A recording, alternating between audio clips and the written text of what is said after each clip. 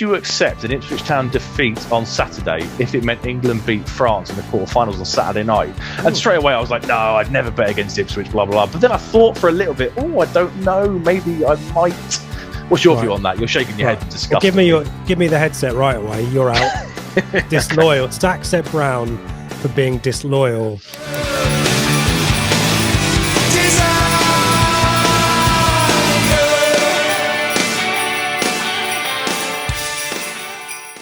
Hello and welcome to the Blue Monday podcast discussing Ipswich Town up or down since 2015. I'm Richard Woodward and this is the Prematch show brought to you in partnership with our friends at the Greyhound Pub in Ipswich. We're available each week on YouTube video and podcast audio, and as always, to go through all of the opposition intel, good buddy Seb Brown. How are you, mate? Is your Christmas tree up yet? Christmas plans were afoot on the Flagship. It was, yeah. It was the Christmas markets where else can you spend 25 quid on 2 sausage baps and a cup of coffee, eh? Nice. Stuff Even up like north. that. Wow. Sorry? Even up north too. Even up north too. Well, it's Chester, isn't it? It's kind of, posh north. But yeah, no, that was done. And then it came back and there was a Christmas film and there was Christmas music and the tree is up and yeah, getting into the festive spirit now. And it's, I don't know what it's like down there. Up here, it is absolutely freezing. It was -3 this morning when I went out to my car. I presume it's the same down there, is it? Yeah, it is, yeah. And Dan Connors from our Telegram group was checking in with the club, the groundsman, about the pitch, and they seem confident, as you would. I think the cover's been on since Wednesday, they were saying. Not big fans of the midday kickoff or the 12:30 kickoff, is it? Yeah, 12:30. But we should be fine. So, but yeah, it's freezing freaking cold. And yeah, and it costs an arm and a leg to heat the house as well. So working from home for me is very expensive right now. I feel like I should just go to the office so someone else can heat me. So anyway, there we go. Moving on from those matters and weather and what not. We caught up with Kieran Stanley from ITFC Women ahead of their third round cup match at the weekend against Portishead Ladies. So let's chat to Kieran. And welcome back to the pods. ITFC media officer and good friend of a loyal Blue Monday listener who's going to be super disappointed that you're here, Kieran, your mate, Connor. Welcome back. How you doing, mate? Yeah, I'm all good, thanks. Yeah, it's been quite a while since I've been on the show. Connor will be pleased about that, won't he? Tell us. I know, yeah, he loves seeing my face pop up on these podcasts. But yeah, just for a little bit of context, obviously a good friend of mine who is an avid watcher / listener of Blue Monday. Lived in Shanghai for a while, now lives in Brisbane in Australia. Part of the Australian contingent. Oh, brilliant. Yeah. Now lives in Brisbane with his fiancée, Brooke. And he recently came back over to the UK to visit. And he said to me, he goes, you know what, I'm sick of your face popping up when I'm enjoying Blue Monday. So this one's for you, mate. Well, this is going to be like half an hour, 40 minutes worth of chat with us, isn't it? So strap in, Connor. No, don't. That's the case. We'll power through. But no, it's been a while. We usually chat quite routinely. So there's a bit of revision and catching up for us to do. When we last chat, I think we just got through a bit of a troublesome start to the season. But since then, the 2 early defeats, the win against Billericay is going to be, I'm not going to say plain sailing, but we're unbeaten in the league, aren't we? And all those injuries that we had at the start of the season are starting to sort themselves out. Give us a bit of a recap. Yeah, so obviously we had a difficult start to the season with back-to-back defeats and seemed like every player was in the medical room. But ever since that Billericay game that you mentioned on a Wednesday night, a real catalyst for the turnaround. We won 1-0 there. And we've been unbeaten in the league ever since. We've got a strong point away at Watford. We've beaten every other team we've faced so far since then. And pair that with a strong run in the FA Cup, which has become pretty much a formality for us in recent years.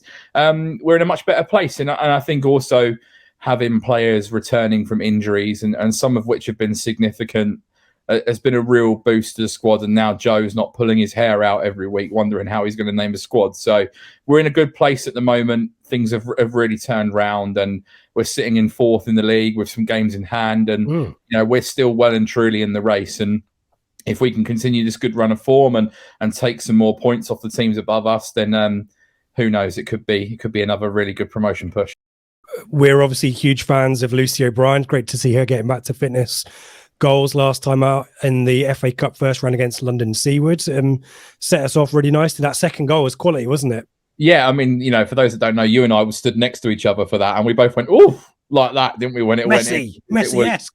It was just so cultured, wasn't it? The finish, just unbelievable. And we all know what a great player Lucy is, and to see her back to her best after a lingering knee injury is fantastic. And I'm sure she's going to have a lot more days like that to come, because we saw that last year. It seemed like around the festive period and going into the new year, it was the Lucy O'Brien show. So we know that she can single-handedly take over games, and that was the first of many, we hope, where she'll have those big performances.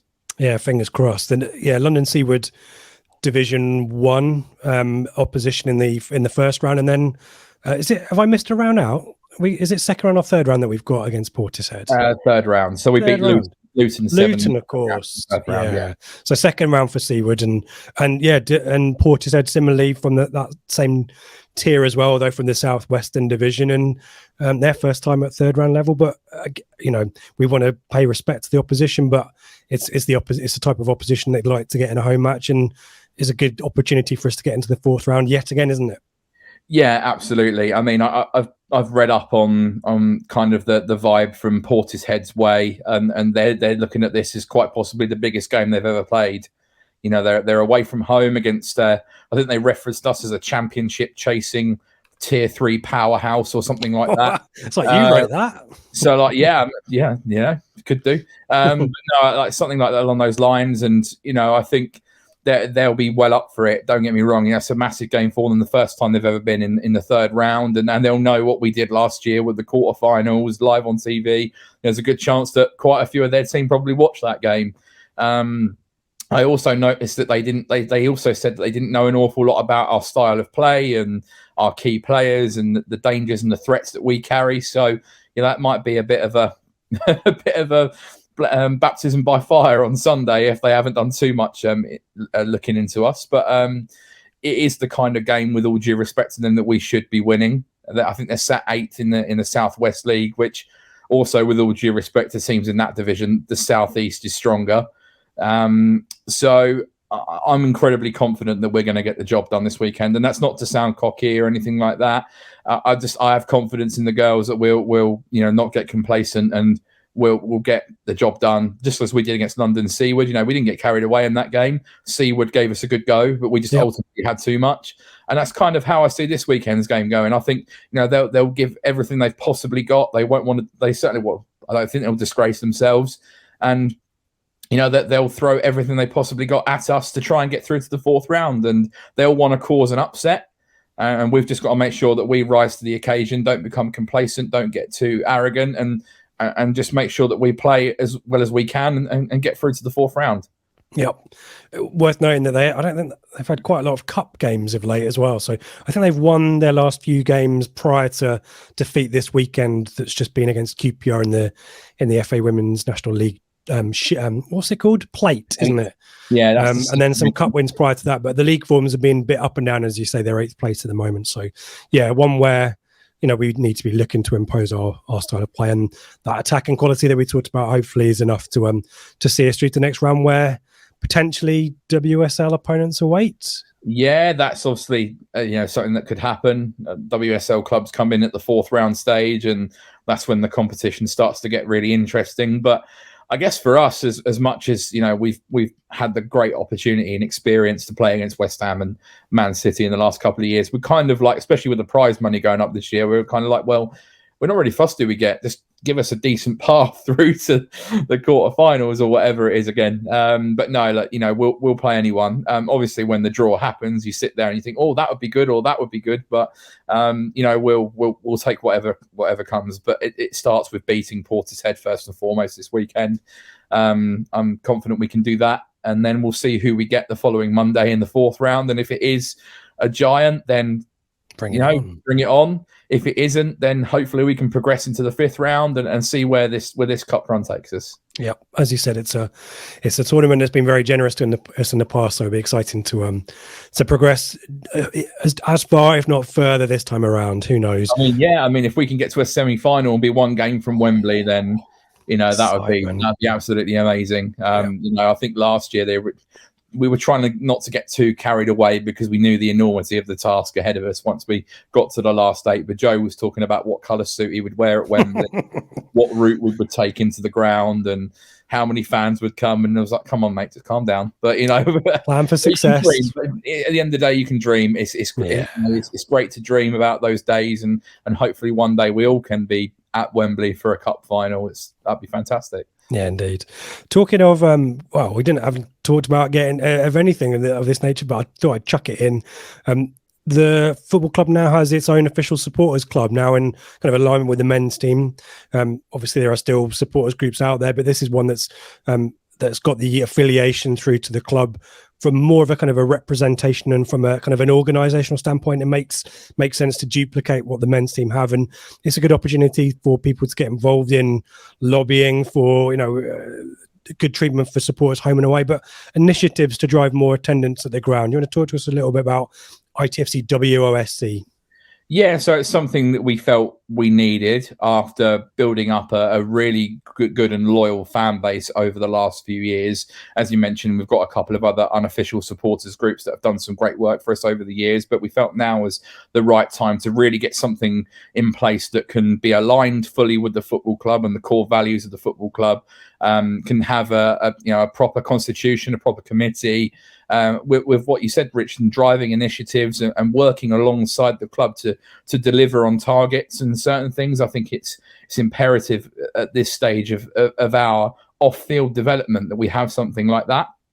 So we've assembled an executive committee, and who have all been working very hard behind the scenes to come up with various different things and different aspects of the club. And it's been amazing so far, and we gradually start to see now that become more prominent, and the club is fully supportive. I'm the club representative for the OSC, so in the committee meetings things get raised, they come through me from a club perspective. If I can't deal with it directly, obviously it goes to the superiors and whatnot, but it's worked very well so far. We're also going to be aligned with the official club supporters club as well, so I'm attending next month the first meeting of 2023, been invited to that, as well a couple of the OSC members, and we will try and unify with them to really take the support for the women's team forward and grow it as much as we possibly can in a unified way, and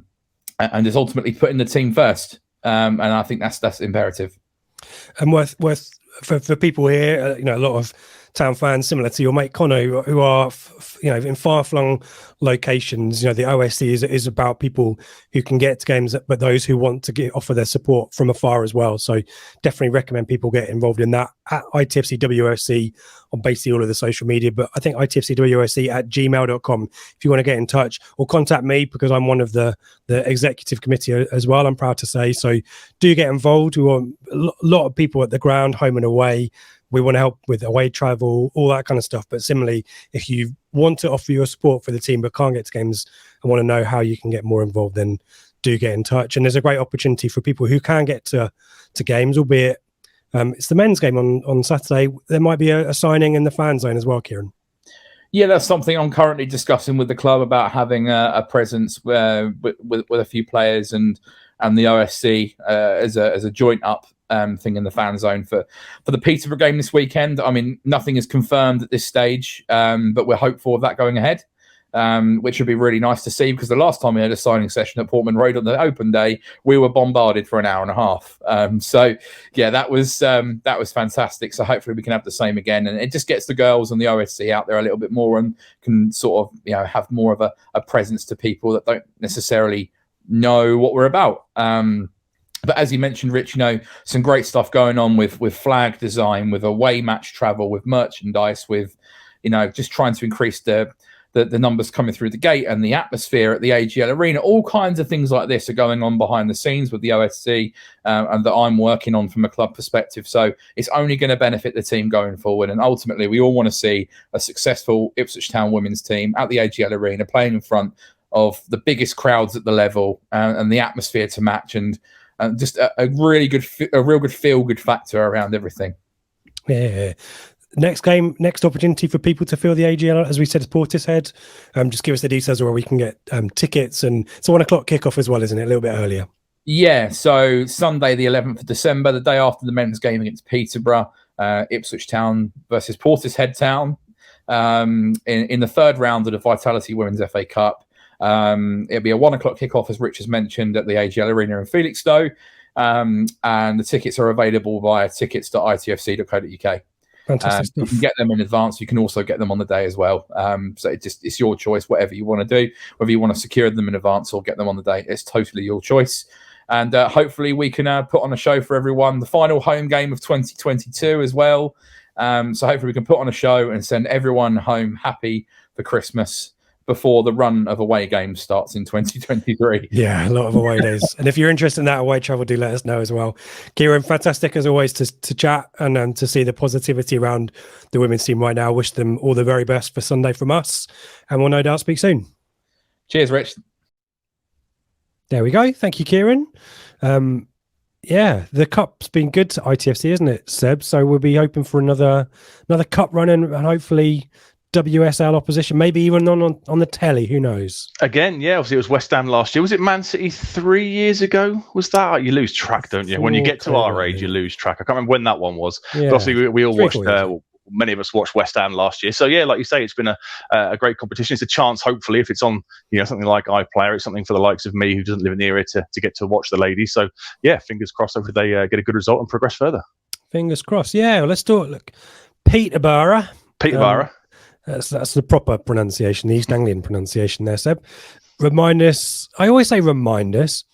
tell us where Peterborough are in the league, how the season's going so far.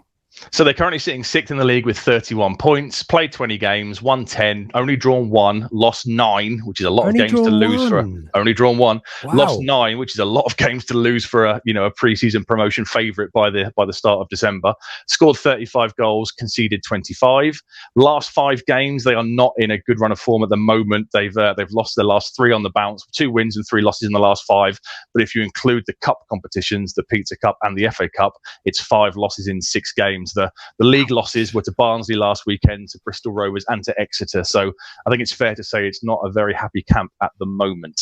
Yeah, and the not happy camp is also because their form away from home is pretty dire, isn't it? Shocking. Yeah, it's really bad, isn't it? They're 19th in the league for the away form with only 9 points from 10 games. So 0.9 points per game. They've won 3 on the road, haven't drawn a game away from London Road yet so far this season, and they've lost 7. They've scored 13 goals in those games, and they've conceded 19, and they've kept no clean sheets away from home in the league so far this season. Now, if this was a few years ago on this show, right now, either one of you or me would say, and then along came Ipswich. But I'm not going to say that tonight because it's a new area and things feel very different. So I'm confident. But yeah, the away form is what's killing them. They're fine at London Road. I think they're only second to Sheffield Wednesday in terms of points per games at home, which is what's keeping them, let's be honest, in that playoff space. Although if sides around them win their games in hand, they could potentially drop out of the top 6. But their away form is absolutely woeful. And their owner and manager haven't been shy in coming forward and saying a few things this week. Yeah, we'll talk about that shortly.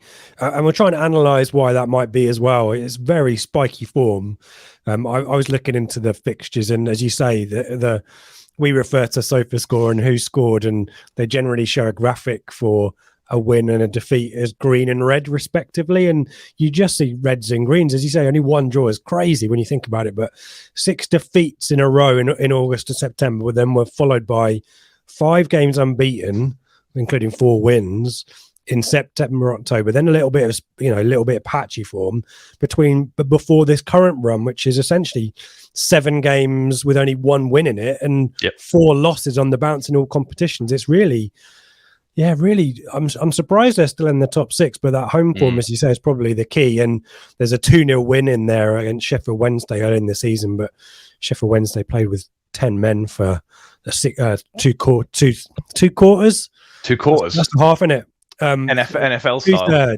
Two-thirds of the game they were down to 10 men, and it was 0-0 when Sheffield Wednesday lost Reece James, I think it was. Reece James? I think it is. So they've not got great form against the rest of the top 6, but yeah, we would have expected them to be a favourite for promotion. I guess they're still in the hunt, aren't they? But yeah, they're still last season, relegation, wasn't it? Yeah, I mean, in the pre-season 1-24 that we did with Gab Sutton, I had them down as winning the league. I thought they would win the league. Personally, I thought they'd come down. They kept most of the group together, like you say. Relegation last season, they finished 22nd in the championship, 37 points after only one season back at that level. They the 37 point. This is a bit misleading. They rallied in their last 5 games. I think they won 3 of the last 5 games to pull themselves back above Derby. It was kind of a better second half to the season after an awful kind of first, almost 2/3 to the first half of the year before they moved on to Grant McCann and got rid of Darren Ferguson. But I thought coming back down, you look at the kind of players they've got in the squad, the players they've retained. They only lost Sammy Smodic in the summer, and I kind of thought, oh, they're going to be good to go. You know, they're schooled at this level. They know the league. They've got a lot of experience. The chairman's normally pretty good at picking out, you know, lower league kind of gems and jewels and kind of, you know, rough diamonds to polish. And I thought they'd be fine this year, but for whatever reason, they just haven't really got going yet. Like you said, they have these weird spikes and these weird runs, but they can't put any kind of consistent runs of form together. Which is, well, as we know, last year when you've lost 9 games before Christmas, you're in real trouble chasing that top pack, aren't you? Yeah, as I say, it's just impressive they're still in the hunt, isn't it? So, whilst you talked about a new era, which I thought was the Paul Hurst era, by the way, we're kind of lost track. We talk game changer, don't we? But yeah, okay, game lowercase a, lowercase n, lowercase e, a new era. Our record against them is lousy, isn't it? 3 wins, 4 draws, 9 losses overall in our history. Not that we play them particularly frequently, but only 1 league win in at Portman Road, and I've got the shirt from that season behind me. But then I remembered that was the season where they boshed us 7-1 on the telly as well. So I've got no recollection of the Portman Road game that year. I remember the 7-1 where 1-0 up, whatever it was, and it kept on getting worse and worse, and it got even worse because we went out and signed Paul Taylor from them, didn't we? Instead of George Boyd, but I don't remember I don't remember the 3-2 game at all, but since we've come back down, I mean, we're getting a draw. Chambers scored a very late equaliser, very early on in the first year down. Well, were you there? Were you from an Idris El Mazzouni corner? That was top of the league. This is fun. This is quite straightforward. But since then, it's been a bit of a disaster. We had the disastrous 4-1 defeat in February 2020. That was a shocker. That was one of the worst performances. I went to Knowsley Safari Park that day because I did. I drove around. It's a bit like an owl sanctuary, isn't it? I drove around. I had monkeys sitting on the back of my car trying to rip off wipers and wing mirrors and stuff. Because I had a horrible feeling that day something was going to go very bad. Because do you remember that was the awful run of form just before COVID cancelled everything, and we were so bad at that time. But 4-1 defeat. I think 4-0 down, and Norwood scores a penalty. Ivan Toney, Sammy Smodic gets a couple, and Dembele gets a goal. And then the following season, the behind closed door season, it's a 1-0 defeat at Portman Road in January 2021. Mark McGuinness own goal after Clark Harris missed a penalty in the first half. Didn't he? Yeah, in the first half, and then the return game in February. So was that under Lambert or was that Cook? Yeah, Lambert was under Lambert. It was one of the last few games under Lambert. Yeah. And it was one where Peterborough's pitch was absolutely shocking for anyone who watched. So we actually we went 1-0 up in that game, didn't we? We were winning ahead 1-0. Norwood put us ahead, and then 2 goals. Clark Harris and Ward either side of half time, and it was like I said towards the end of that horrible time under Lambert where he was blaming everybody and saying he wasn't going to defend the owner anymore, and it all got very, very horrible, didn't it? But the overall record, like you say, is shocking, and I guess that will give them hope because despite their away form being so poor, Portman Road tends to be a pretty happy hunting ground for them. It does, but let's light and shade. We always, try to have a balanced view. So we've been negative. Positively, they are not in good form, as we said. And last time out, a home defeat, admittedly against a fellow promotion chaser in Barnsley. But you've kind of remarked on the nature of the goals they're conceding, and maybe this sheds some light as to why they're. I mean, was this a home defeat as well? Yeah. It was at London Road, so the superb home form has kind of taken a bit of a knocking with this one. So it's a 2-1 defeat at home to Barnsley last weekend.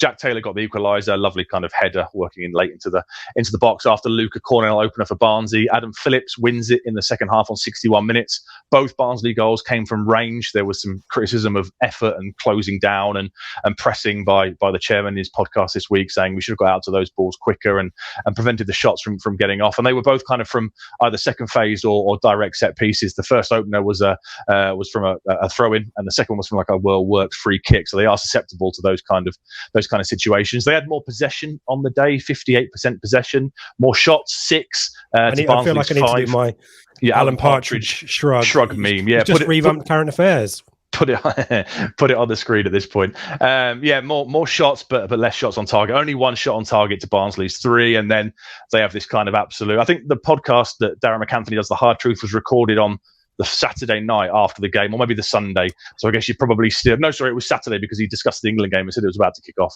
So I guess at that point you're still caught up in it a bit, aren't you? You know, we always say that maybe it's best just to let your head cool before you go out and give any kind of reaction and quotes and stuff. But he came out and said they were out fought, they were out coached, they were out pressed.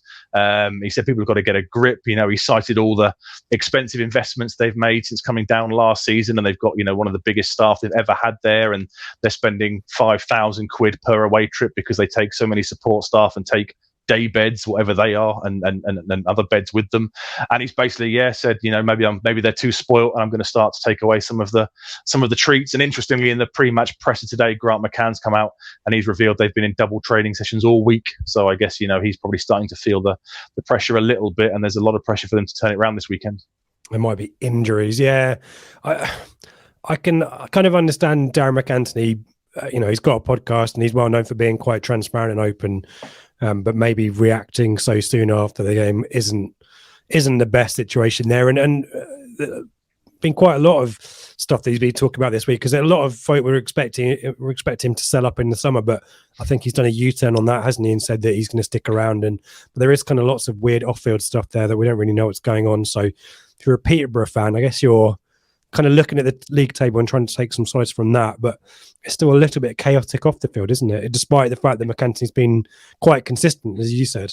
It does sound it, yeah. I mean, I always kind of thought they were one of the lower league kind of models to follow, because McAnthony has this really great knack of finding these lower league gems. We'll discuss Jack Taylor. But if you look at the likes of even Tony, etc., Johnson Clark Harris, he kind of gets these players and Sambalonga.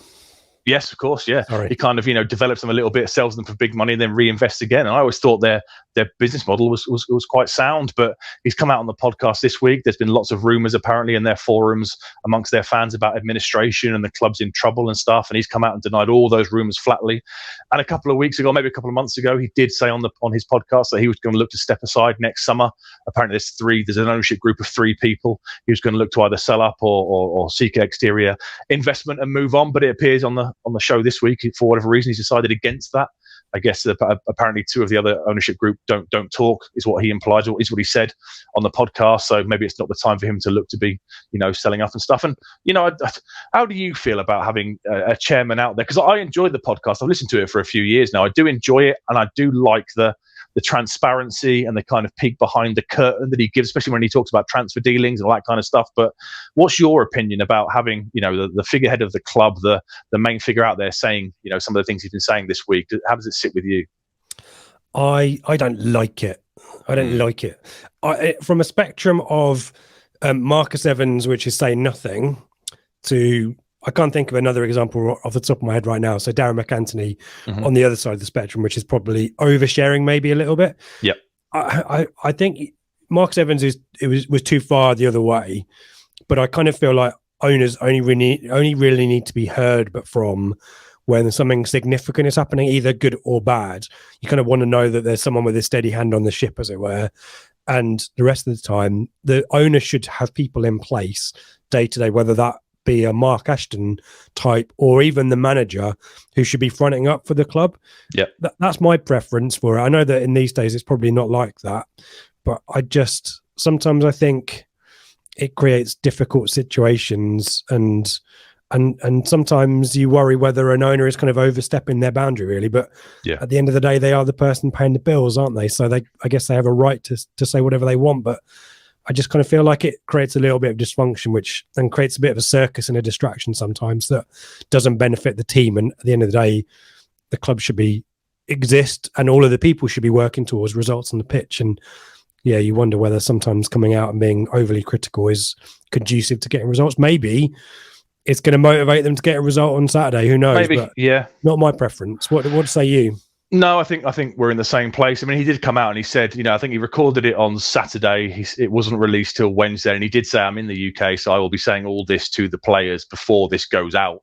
So I guess the idea being that it comes as no surprise to the players because they've heard it in the build-up to the podcast being released. But like you, I very much think that you don't want to, somebody like an Evans where you never hear a thing. And Christ, we didn't even know what he looked like for the first 5 years, did we? So you don't want that kind of situation. But if that was us and that's Brett Johnson saying those kind of things, I think I'd be cringing a little bit, to be honest. Yeah, and our owners have got it right, haven't they? Absolutely, yeah. They turn up to the games, they maybe speak to the club media, but you don't really hear a huge amount in between. And I think there were people who were worried a little bit that they'd gone quiet, but they're the owners. They're not the ones picking the team. They're not the ones who are trying to do recruitment and all that kind of stuff. They're the ones who are making sure that performance-wise we're hitting our targets and that budgets are set appropriately and so on. So, yeah, it's great that our owners have been present, but I don't feel like we need to hear from them, and I hope they feel like they don't need to speak to us unnecessarily either. So I think the balance is right at the moment for us. I agree, totally agree. Talking about the manager then and his role, I mean, it's his third spell. Admittedly, there's a caretaker, a couple of games as a caretaker manager in there. Is he maybe if you're Darren McAntony, the very easy thing to do to change results is to address the managerial situation, isn't he? Are they loyal to Grant McCann, or might he be in trouble if there's a defeat on the weekend? Well, like you say, he's back for his third spell, caretaker spell. He then kind of takes over permanently in April 2016 until February 2018 in League One. Manages for 104 games, wins 41, draw 27, lost 36, which is a 39.4% win ratio. Was sacked after that initial kind of run for no wins in 7 games. He goes to Doncaster, loses in the playoff. Goes to Hull, wins the league, is sacked by Hull up in the Championship, somewhat harshly maybe because they weren't really in trouble, but the club was sold. So I guess from their point of view, is he in trouble? Because you've got, if you want to appoint somebody to get you out of this league, you probably go for somebody who's got experience with the playoffs, who kind of knows the club, who's won the league before. Mm-hmm. He ticks a lot of boxes from that point of view. And the kind of the podcast was almost suggesting as well, there's been an awful lot of investment in his backroom staff as well. Right. So I guess maybe they're committed then. Yeah, I think it sounds that way. He's saying we've never spent as much on analysts and all that kind of stuff as we have at the moment. So I think maybe given the fact that he is fully backed in every area off the pitch might affect that decision as well. But you never know. Sorry, I was going to say he's only been in the job since February as well, which exactly stands in his favour too. Yeah, and I mean, he gets a free hit in reality last year, doesn't he? When Darren Ferguson left, they were a complete mess. So I guess he gets a bit of a free hit for the last half of last season. They did rally a bit towards the end. They finished on 37 points, which is respectable.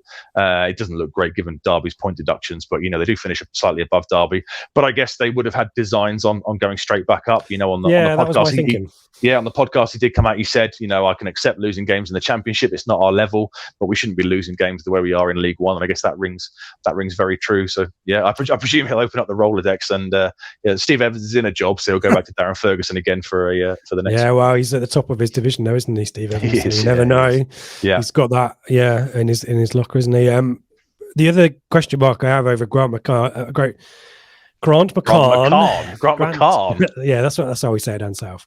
Grant McCann is, and this is based on your research solely, so this is your fault if this is incorrect. Thanks, mate. But he's not consistent on his formations, is he?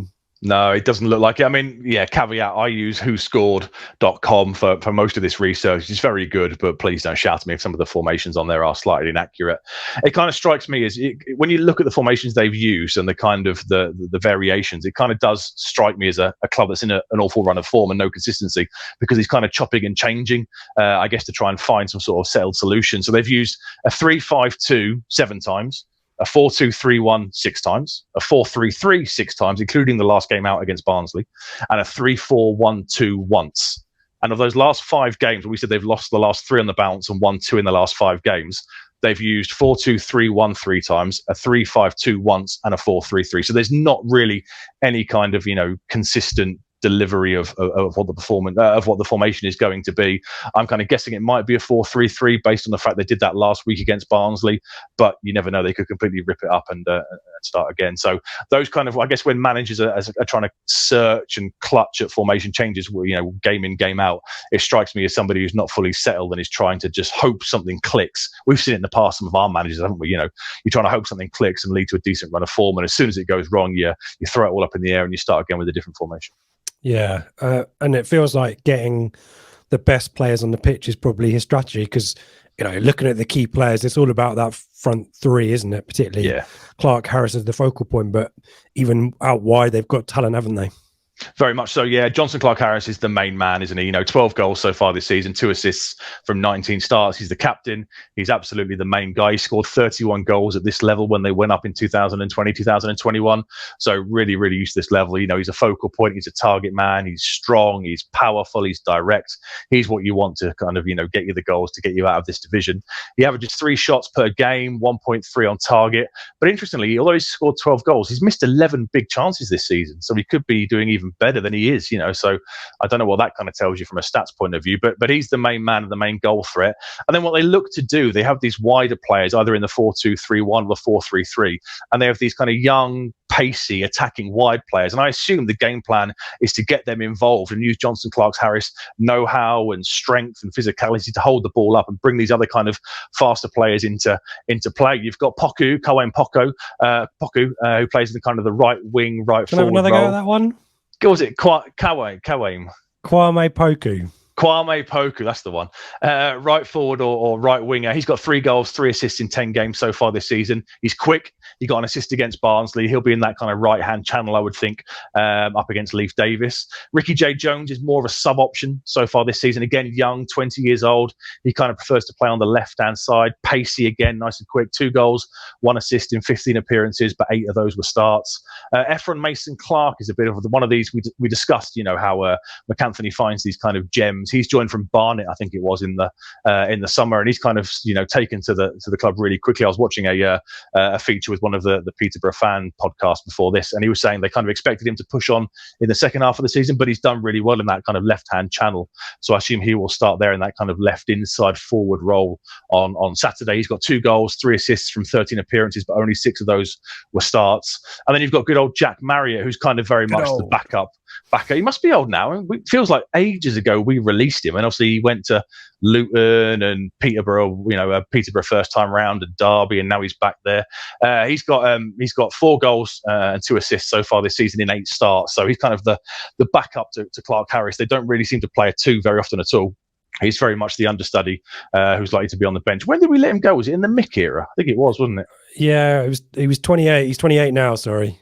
Okay. But yeah, we let him go, and I think it was before the playoff season, so I think it's the 2013-14 season. 13-14 season he made 1 sub appearance, so I suspect it was wasn't that at Burnley on the last day of the season? I think I was. I thought it was. I really liked him. He was one of there was a feeling it was a similar situation to Rhodes, as in scores goals for fun in the reserves, and then let go too soon, and I think that was a decision we regret. He went to Luton, didn't he, in non-league, and absolutely ripped it up, and then he got straight from Luton to Peterborough. Derby, I think he was in Derby, but I think Derby paid quite big money for him as well, if I remember rightly. I mean, I really like Poku. He came from Cole U. Really nice assist against Barnsley. Pacey, kind of broke the offside trap, and Barnsley were quite high up the pitch, but Poku's got pace, got in behind, cut in as well, and crossed in really nicely for the header. So he's a threat from out wide, as you mentioned, goals and assists there. So there's a lot of attacking talent there, isn't it? And you can there's some individual quality further back in the pitch, but as a collective unit, the defence for me is a little bit chaotic. The goals against Exeter in particularly suggest there's a bit of dysfunction there, and maybe the level of talent isn't consistent in the defence as it is up front, because Peterborough have always had attacking quality, but right now there's probably only a couple of players that you would single out as being effective in their defence. Do you want to go through take us further back in the team, the midfield and the defence? Yeah, the midfield. So Jack Taylor is the one who's most people will recognise the name. Obviously, we were linked. I don't know how serious it was with him. Was it this summer, or was it the first summer of the game changer era? Was it this summer? Was it? Yeah, this summer we were linked with him. Obviously, they signed him from Barnet in January 2020, the year just before the COVID curtailed season. And he's kind of the pop up all over the pitch, and will look to make things tick, and a lot of good things kind of go through him. He'll look to pick the ball up from his defenders on the edge of his box, and then be straight down the pitch, driving forward, trying to link up with the wide players and the striker. 3 goals, 1 assist so far, averages 57.8 touches per game with 78% passing accuracy, so he will be involved a lot. The safety blanket, the safety screen is a guy called Jendo Fuchs. He's the defensive midfielder who will sit there and kind of allow those attacking players to really push forward and get involved. Averages 2.3 tackles per game and 1.5 interceptions per game. So expect to see him come together with Morsey at some point. I would think if there's a 50-50 in the middle of the park and him and Morsey are tearing on it, I don't think either player will be giving any kind of quarter. And then there's a big name, maybe not well known, but has attracted big bids, isn't he? Highly rated. Ronnie yeah, Edwards. Ronnie Edwards, very highly rated player. Yeah, he's a centre-back, ball-playing centre-back. They turned down big bids in the summer. Apparently, the local Peterborough press reported that Chelsea bid 6 million plus add-ons. Palace were 4 million plus add-ons. McAnthony came out in the summer and said the bids were derisory and he wanted more money, and he wanted to include a loan back as well as part of the deal. So they would keep him for this season, which makes perfect sense, keep him and develop him. But he stayed on. Whether or not he'll move on in January, I don't know. I presume if they don't go up this season, then he'll definitely for sure be moving on next summer because he's very, very highly rated. Joe Ward is a player I really like as well at right back or right wing back. A lot of their attacks come down that right hand side. 39% of their attacks away from home will come down his right hand side. He's got 2 goals and 5 assists in 16 appearances. He's been out injured for a couple of months, but he's back now. He's created 8 big chances so far this season with 2.1 key passes per 90 minutes. So watch out for him on that kind of right back, right wing back role. He's a big threat moving forward. Yeah, and I think Gab told us about their young keeper on loan. Maybe I'm trying to remember they got 2, haven't they? Show. Yeah, they went out and got 2. They had Di Cornell, who they signed from us, and I don't know where he ended up, but I think they released him or he moved on. And they had Pim, didn't they? They had a falling out, I think, with Darren Ferguson, the goalkeeper, and he's out on loan somewhere. So they went out and got Lucas Bergstrom, who's only 20, on loan from Chelsea, and they got a guy from Hull as well as the reserve keeper. So they've got these 2 really young kind of loan keepers in. McAnthony spoke and said when he did the deal for Bergstrom, the Chelsea guy who's kind of their established number 1, he did say he was almost viewing it as a 2-season kind of loan. The idea being that they get promoted and they could look to have him again next year in the Championship. So I guess we'll wait and see what happens on that one. But yeah, strange. They got rid of a lot of experience at the back and went out and got 2 loanees who are very young and very inexperienced. So maybe that's kind of causing their defensive issues they're having. Yeah, it does look chaotic at the back, and we'll drill into some stats now that kind of try to tell the story as to their season, because in terms of the style of play, I mean, it is a 50-odd% possession, so there's nothing. They're not a possession heavy team, but they're not direct by any means either. As you mentioned, a lot of wide play, and certainly down that right hand side through Ward and Poku. But it's a young team, Seb, isn't it? You found this stat on average age. Yeah, it is. It's the 3rd youngest side in the league. So the 3rd youngest average age of the players they've used in the league game so far this year at 23.9 years old. So they are young. Like we said, with those 3 names we just listed there, Poku, Mason Clark and Ricky J. Jones, they're all kind of 20, 21 years old. So they have a lot of youth about them. And obviously Ronnie Edwards at the back, I think is either 19 or 20. So they have a lot of youth throughout the team, which kind of buys in with McAnthony's business model, buy them youngish, develop them, sell them for big money and reinvest again. Yeah. So this split of this team that's night and day in terms of home and away. So 4th for highest goals scored overall, which is made up of being 2nd for home goals scored and 7th for away with only 13. But their away XG is the 5th highest in the league. So they're massively underperforming against their XG. They should be scoring more goals, which seems a bit strange, and I guess probably tells the story there. So, yeah, and Johnson, Clark, Harris missing those key chances, as you mentioned. So was the 11, to there as well. Yeah, and then 14th highest for goals against. So, as in, they are the 10th worst goal for goals against, but they are really excellent at keeping goals out at home. First, in fact, so the best goals record for against at home. Joint 22nd for worst for away. So 19 of their 23 goals conceded have been away from home, and their XGA, so their expected goals against, is 1.6. So they are definitely conceding the goals you'd expect them to concede at the moment. In fact, they're probably conceding a few more actually than they should be as well. So really dysfunctional in respect of converting chances away, but also keeping the goals out. They have plenty of shots, 3rd highest for shots per game, but that also is split between home and away. They're 11th away. It's really weird how I don't know what you put that down to, Seb. Is it? It's like tactics? us under Jim do you remember under Magilton in the 07-08 season where we were amazing at Portman Road and we simply couldn't win a game away? I don't think we won till kind of February time. We went to Sheffield Wednesday and won there. It's really strange, isn't it? You know, they're high at the top of most lists for their performances at London Road, which is what's keeping them in the playoff position. But when they go away, it all seems to fall apart. Is that a psychological thing? Is it a complacency thing? Is it a fitness thing? I've got no idea. It's very, very strange. Yeah, it feels like a little bit of all of those, doesn't it? I mean, other stats to pick out here. I think this is one that you spotted. 4 goals conceded from set pieces away. That's kind of really pertinent for us and Leif Davis and Luke Wolfen and who appeared to be combining from those. Get to that back post, Luke. Yeah, so 25% of their goals against are away are from set pieces, and they are 17th in respect of, I don't know what that means, conceded goals from set pieces. Yeah, so not great at that. And as you mentioned, no clean sheets on the road either. Yeah, only kept 5 at London Road as well, which is the joint 5th worst. So, you know, although they're winning a lot at London Road, they are conceding as well. So it's not a side built on. They always said on the defences win new titles. It's very much not a side built on that at all. It's very much about the attacking players. Yeah, attack, and I guess maybe to their cost quite a lot. One of the criticisms I want on the forums and some of the fans were saying in this 4-3-3 formation, they tend to feel that Johnson Clark-Harris is very, very isolated at times.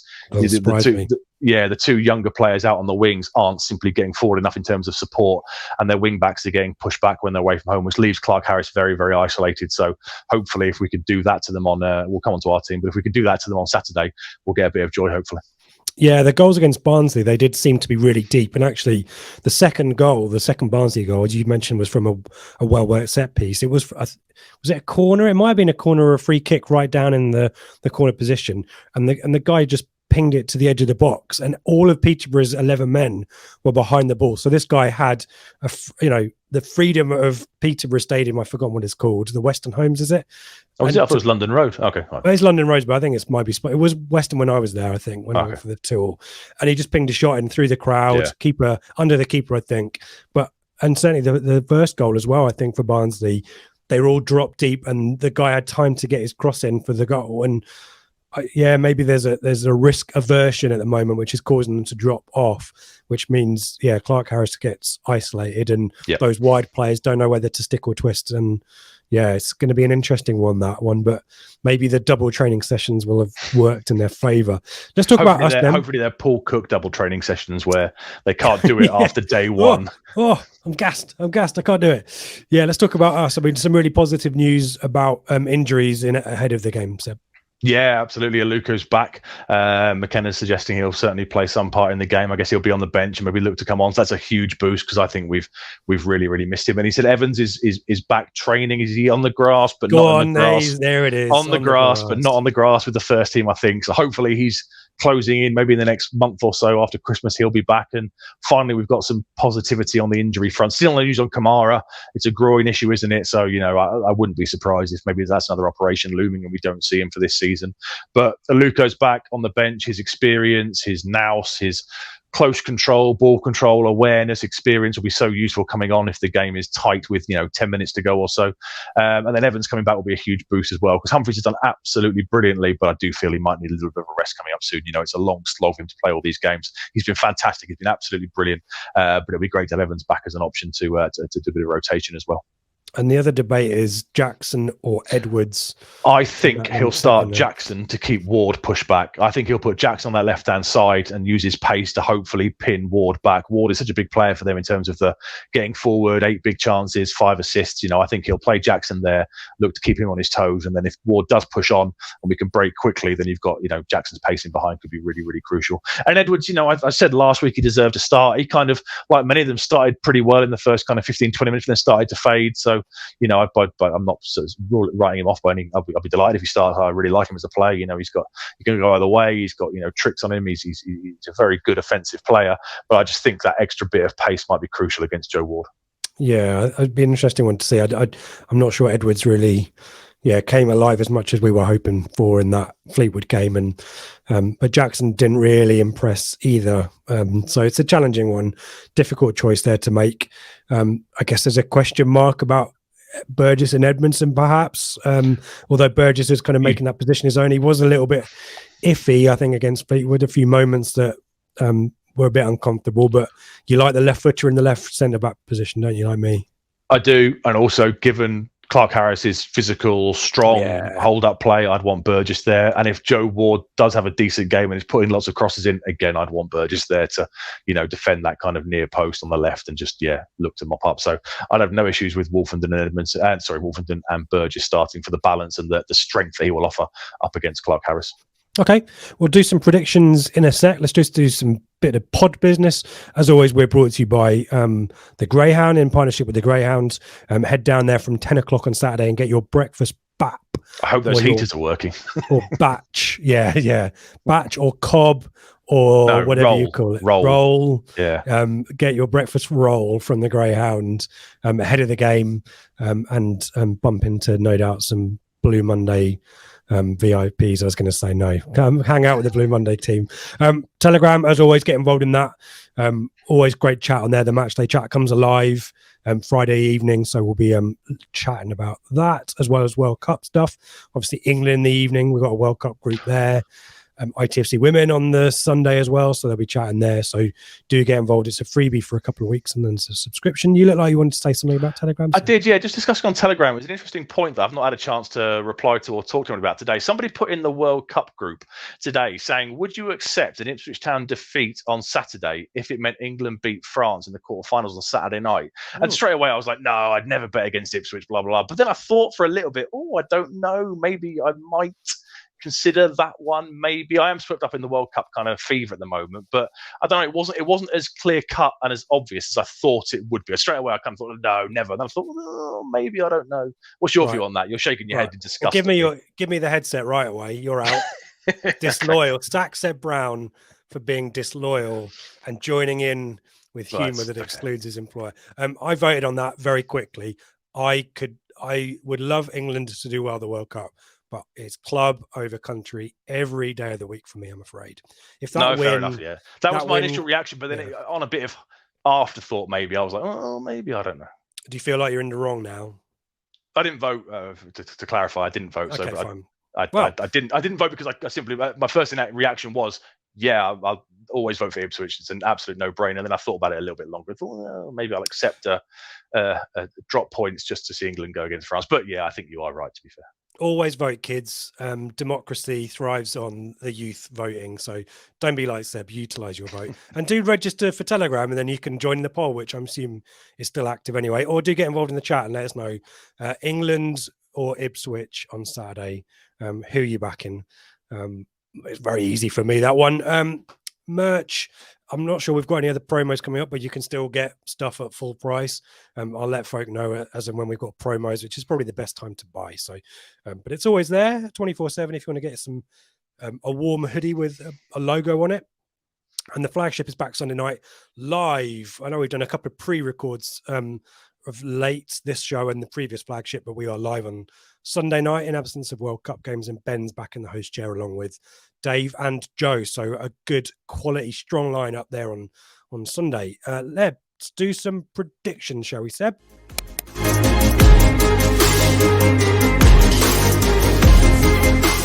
And we'll gloss over last week. Really, there's not a huge amount to talk about. Whereas have I even got the images to upload on the screen? I can't even find them. There it is. You run a form, haven't you? I've had a bit of a tricky patch. Yeah, 2 weeks ago I beat you 5-4, wasn't it? And what was the score last week? You and Matt. Was it you and Mark or Matt? I forget. It's Mark. I beat you. And Mark beat me, but you didn't win the week. No, but I beat you. Yeah, you beat me, but you got 4 and I got 5. Yeah, well, okay, right. I beat you, and I was joint winner of the week. What did Joe beat you by last week? Well, me and Joe were tied last week, so that means you and me are tied. But Mark got 2 correct results and 3 outcomes, so he's a clear winner with a 5-point gap. And he's decided, Seb, to bow out on top. So we say thank you for Mark for all of his hard work, and the revolving door brings FPL Tractor into the hot seat, the virtual hot seat, to predict against, the great powers of predictions that you and I have. Both of us in a quality reign of form right now. Let's have a look at what we've got. We'll start elsewhere. Obviously, we're one of the first games to play on Saturday, so we'll come back to us highlighted in blue for everyone who's listening on podcast. Let's focus on Derby, Sheffield Wednesday, and Plymouth. I think these are the teams that I'm worrying about. Let's start with Derby. A nice, easy game for them away at Burton, we think. Straightforward, isn't it? It should be, yeah. In reality, let's be honest, Burton, I know they've done better since Hasselbank left, but they've still not won in 5, drawn the last 3. And yeah, Derby, the more time Warne gets with them, Monday to Friday kind of training, the better they're going to become. So yeah, I think we've all predicted. You may have gone 2-0 for that one, and FPL Tractor's gone for a 3-0 win. So that should be really straightforward, shouldn't it? Yeah, not predicting Derby to concede, which is probably part of their strengths, given they kept a clean sheet against Sheffield Wednesday as well. Talking of Sheffield Wednesday, let's go there next. And a little bit of a split there. You're fancying Exeter. Well, I've gone for a draw, not for Exeter. I've gone for a 2-2 draw. Yeah, so you've both gone for Sheffield Wednesday wins. Quite comfortable. You 2-0 wins. Have you both put 2-0? Yeah, yeah. Go on. You've put 2-0. FPL's put 2-1. I've put a 2-2 draw. I'm hoping that Exeter might do us a little bit of a favour there, based on pretty much nothing. Just hope. I was going to say, it feels like wishful thinking on your part. Yeah. We're talking of wishful thinking, and this will be a moment where FPL Tractor can either look very smug or not. His prediction for Cambridge v Plymouth. Obviously, Cambridge, one of the low form teams in the division, really struggling right now. But a 4-0 away win for Plymouth. Yeah, I'd say that's unlikely, bold, isn't it? Yeah, I mean, Cambridge are pretty poor. I think they've only won 1 out of their last 5. But Plymouth have kind of, the last 3 games, 2 draws and a defeat. So they're not in a great run of form either. But I think 4-0. I've gone for a Plymouth win as well. I've gone for a 1-0. You've gone for a 2-1. But I think 4 goals might be a bit out there. Although to be fair, I think last time we said this was when Ben predicted a 4-0 Peterborough win when he was filling in for you, and I goaded him on to throw you under the bus and do that, and it came off. So you never know in this bonkers league, do you? We'll see. And then our game, I'm regretting not going for more goals. I've gone for a narrow home win by 1-0. It's a clean sweep of home wins. You're predicting 3 goals, though. Yeah, 2-1. Yeah, I've gone 2-1 to us. Yeah, I mean, like I say, they do have goal scoring potential in their side. We're not as defensively solid as we have been points earlier in the season, but I think we'll win. We need to start turning this home form around now, and I think we will win, but I think it might be a little bit of a nervy one potentially. Yeah, I get that sense as well. So I went for the 1-0, but yeah, and FPL going for the 2-0. Yeah, dominant performance. First goal will be crucial, won't it? If we score, yeah, but then when first goal, I say this every week, don't I? Yeah, but if we score, I mean, you would think the run they're on, if we score early, surely their heads will drop. This run they've been on away from home is so poor that they surely, if we can get that first goal and look to take control of the match, then. Well, yeah, that was the 3rd and the 4th. Yeah, that'd be nice.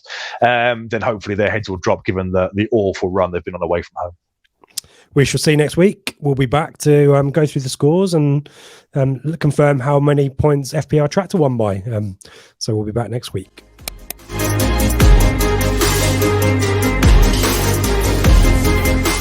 That's your lot. Thank you.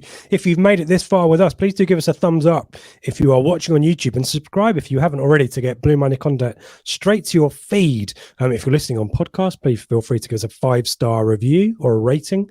We always appreciate that, and feel free to write a long old review as well. We do enjoy those, especially the ones that quote The Office or Partridge at us. And hopefully you've enjoyed some Office and Partridge tonight, actually.